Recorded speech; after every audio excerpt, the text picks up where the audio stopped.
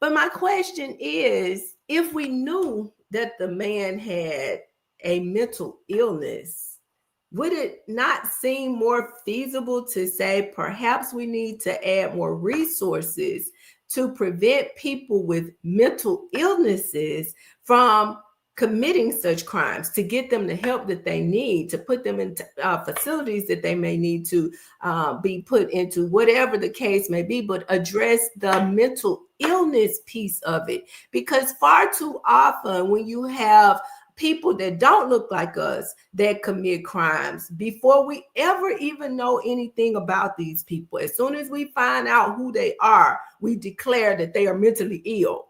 But then when you have those of us that look like us that commit crimes, even when we know that they're mentally ill, we criminalize them. So, it's just kind of almost like It's the skin that we are in. And let me tell you what happened to the mental institutions, Ronald Reagan, Reaganomics.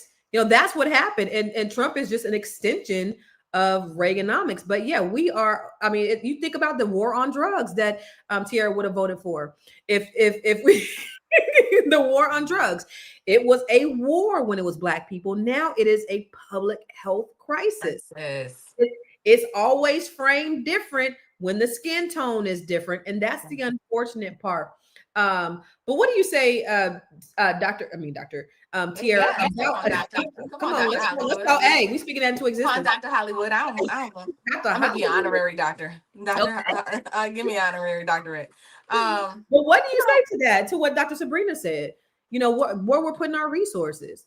I agree with Dr. Sabrina. It's so funny because I think that I just want to go back to the video that we watched a minute ago, and what we didn't get to because his video was way too long. But he was saying that they all this was already premeditated, right? Whether this was going to happen regardless, like Trump already had this in a plan to do, to take over these cities and like just to take over things. Like even if the because the excuse me, the crime rate was down, there's not that much crime happening, and still he's like, nope, we need to take over because these cities are so far gone. So the narrative, shifting that narrative and making us look a certain way and being able to like take control of our cities is the agenda, right? Yeah. So I just wanted to say that. And I think that what I like about Trump, if I can like anything about Trump, is I think he gets people going.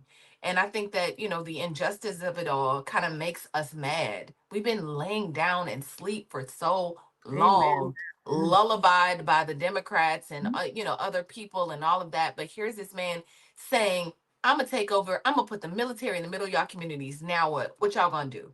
And so it's really up to us to wake up and be like, wait, what? What? You now the mayors and now everybody's coming out saying, you're not about to do that in my city. Somebody is finally standing up and doing something and saying something. So I Yeah. do like that we're being awake. What Yeah. you what was your stance? Stay woke. You brought it Stay back, woke. Stay Constance. woke. Stay Stay woke. woke. We gotta stay Yeah. woke. We Yeah. gotta stay awake. But he So I also, think this is good. it's the dog whistling for me. You know what I'm saying? And he's doing that, and it's so blatantly racist. Like the things that this man say, nobody in the history of this country could ever say these things out loud post Mhm. 1965, right? Him saying that these people are criminals, they're born criminals that That's are what he in said. born criminals. Like there's no redemption